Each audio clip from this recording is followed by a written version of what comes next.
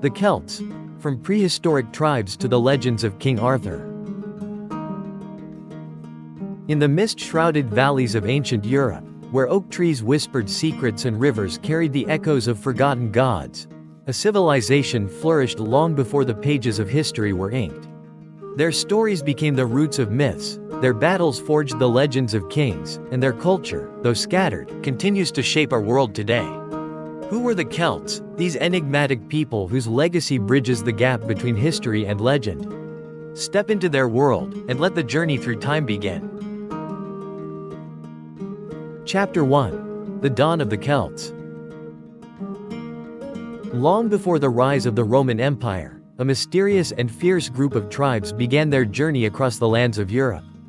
These people, known as the Celts, first emerged during the Late Bronze Age, around the 2nd millennium BCE, in what is now Central Europe. Archaeologists trace their early cultural roots to the Hallstatt civilization, named after the archaeological site in present-day Austria. There, rich burial mounds unearthed finely crafted tools, weapons, and jewelry, offering a glimpse into the lives of the Celts. These objects were not just functional but displayed an extraordinary level of craftsmanship, highlighting the Celts' strong connection to nature and their belief in the supernatural. The Celts were a people of oral tradition, leaving no written records behind. Yet their legacy endures through the artifacts they crafted and the accounts of their conquerors.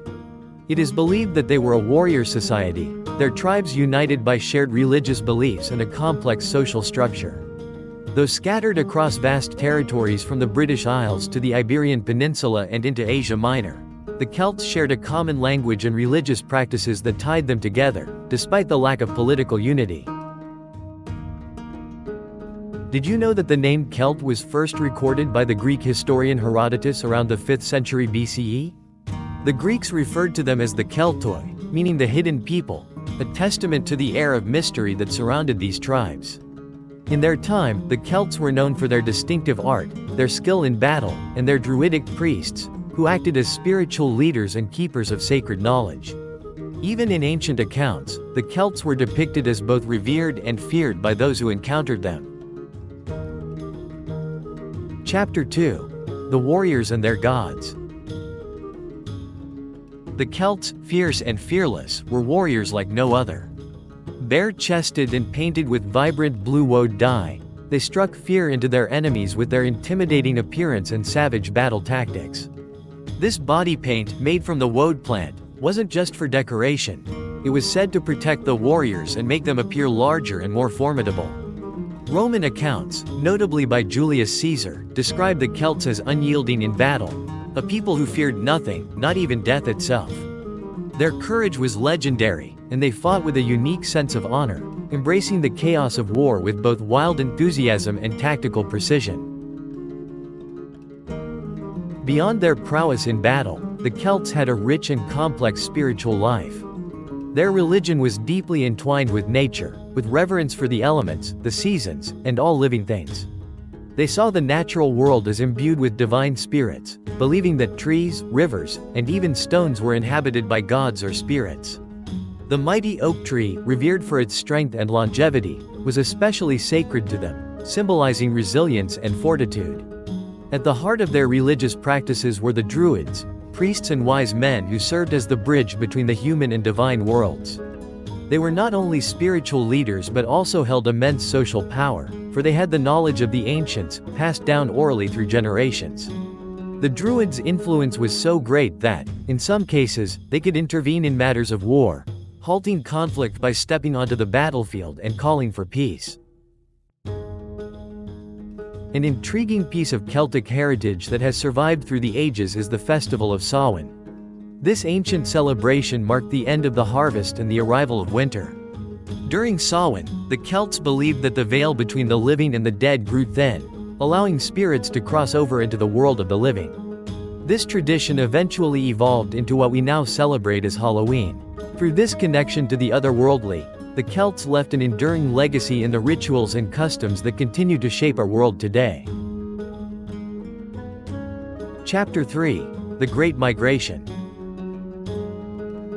By the 5th century before Christ, the Celts embarked on an expansive journey across Europe, spreading their influence from the misty hills of Central Europe to the warm shores of the Mediterranean. Their migrations were driven by the thirst for new lands, resources, and trade routes, not by a desire for conquest. These were waves of movement, peaceful but determined, as Celtic tribes settled in regions far from their origins. They reached as far west as Spain and even ventured to the rugged coasts of Anatolia, in present-day Turkey. The Gauls, one of the most well-known Celtic tribes, established themselves in what is now France, where they would later leave a profound mark on history. Far to the south, the Celtiberians blended their culture with the indigenous Iberians in Spain, creating a unique fusion of Celtic and local traditions, evidenced by intricate metalwork and fortified hill forts that dotted the landscape. Meanwhile, across the waters in Britain and Ireland, the Celts developed their own distinct identity. Their traditions, from their intricate religious ceremonies to their warrior codes, would survive the tides of time, persisting even after the fall of their continental cousins to the Roman Empire. One notable moment that highlights the Celtic spirit occurred in the 3rd century before Christ, when a Celtic tribe, the Galatians, reached the heart of the Greek world. In a legendary act of defiance, they sacked the sacred city of Delphi, one of the most revered religious centers in the ancient world. This audacious feat solidified their reputation as fierce, untamed warriors whose influence was felt from the British Isles to the heart of Greece. Chapter 4. Roman Rebellion. As Rome expanded its empire, clashes with the Celts became inevitable. In the year 390 before Christ, the Celts, led by a chieftain named Brennus, famously sacked Rome, demanding a ransom of gold. The Roman Senate, stunned by the assault, agreed to pay the hefty price to save their city. However, when the Romans complained about the unfair weight of the gold, Brennus, with a cold smile, cast his sword onto the scales, declaring, "Vi victus." Woe to the vanquished. This moment became legendary, symbolizing the brutal power of the Celtic warriors and their merciless attitude toward their conquerors. But Rome, relentless in its pursuit of domination, began to grow stronger. The Celts, though brave and fierce, were divided into numerous tribes, which made it difficult for them to unite against the Roman juggernaut. By the 1st century before Christ, Julius Caesar launched his infamous conquest of Gaul, crushing Celtic resistance. The Battle of Alesia in 52 before Christ, where the Gallic chieftain Vercingetorix made his final stand, marked a turning point. Vercingetorix, a brilliant strategist who had united the Celtic tribes, was ultimately defeated and forced to surrender, leading to the end of significant Celtic power in mainland Europe. Yet, despite the fall of their empire, the Celts' rebellious spirit lived on, inspiring future generations to resist Roman rule. Chapter 5. The Isles of Myth and Memory. As the Romans expanded their empire across Europe, they encountered a fierce resistance from the Celts. While the Roman legions gradually absorbed much of the Celtic world on the continent, the British Isles stood as a stubborn stronghold of Celtic culture. The wild landscapes of Ireland, Scotland, and Wales became the fertile ground where ancient traditions, myths, and languages were fiercely protected and passed down through the generations. In these misty lands, the Celtic spirit lived on, untouched by the sweeping tides of Roman influence. In the heart of Ireland, the epic Toyn Bo Qualanage, the cattle raid of Cooley, immortalized the hero Cuchulainn. This fearless warrior, born with otherworldly abilities, became a symbol of strength and determination. Cuchulainn's legendary battles, particularly his heroic defense of Ulster, are filled with dramatic twists, magical creatures, and gods that blur the line between myth and reality. Meanwhile, across the seas in Wales, the Mabinogion, a collection of tales that speak of the gods and heroes of the Celtic world, captured the imagination of the people. These stories, laced with enchantment and the supernatural, often take place in realms where the boundaries between the living and the otherworldly are thin. In these myths, adventures and quests lead to encounters with magical creatures, gods, and visions of future events. Did you know that the legendary figure Merlin, often portrayed as King Arthur's wise and mystical advisor, has deep roots in Celtic mythology? The Welsh bard Merddin, known for his wild and prophetic nature, is believed to have been the inspiration for Merlin. Merddin, a man who roamed the forests and mountains, holding knowledge of the future and the elements, is said to have been deeply connected with the spiritual forces of nature, much like Merlin himself. These early Celtic figures laid the groundwork for the rich tapestry of Arthurian legend that would later capture the hearts of people across Europe. Chapter 6.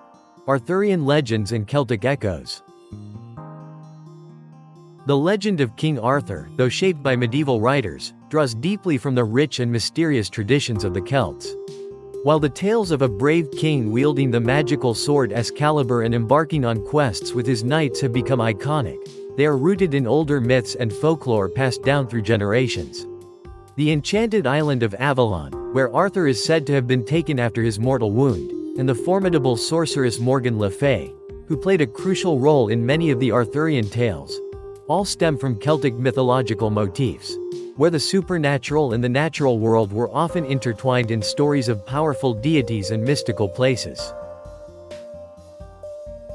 Interestingly, the figure of King Arthur himself may be based on a Romano-British warrior who fought valiantly against Saxon invaders in the 5th century after Christ. During this tumultuous period, Britain was grappling with the decline of Roman rule, and Celtic tribes sought to defend their lands from the encroaching Saxon forces. While the Arthur of legend is far removed from the reality of this historical figure, many historians believe that the heroic deeds of a real warrior in the 5th century may have inspired the grandeur of the Arthurian tales. A lesser-known fact is that the earliest references to Arthur appear in Welsh poems from the 9th century after Christ, long before he became the shining knight of medieval romance. These early mentions present Arthur as a warrior and leader, showing that the roots of his legend were firmly planted in the Celtic traditions of Britain long before the medieval romances were written. Though the Celts as a political force faded, their cultural legacy endured. The Celtic languages, Irish, Scottish Gaelic, Welsh, Breton, Cornish, and Manx, survived to this day. Festivals such as Samhain evolved into modern Halloween, while the intricate patterns of Celtic knotwork continue to inspire art and design worldwide. Even more fascinating, did you know that the term Galatia in modern Turkey comes from a Celtic settlement? The Galatians were Celts who migrated eastward and even received a letter from the Apostle Paul, which is now part of the Christian Bible. The Celts may no longer walk the forests and hills as they once did, but their voices still whisper through the winds of time. In their myths, we find wonder in their battles, courage and in their legacy, an enduring reminder that the past is never truly gone. It lives within us, in stories passed from generation to generation, forever shaping the world we know. So, as you close this chapter, remember, history is more than dates and battles. It is the heartbeat of those who came before us, forever echoing in our world, waiting to be heard. And that's it, thanks for watching. If you enjoy exploring historical worlds, be sure to like and subscribe so you don't miss out on more exciting stories.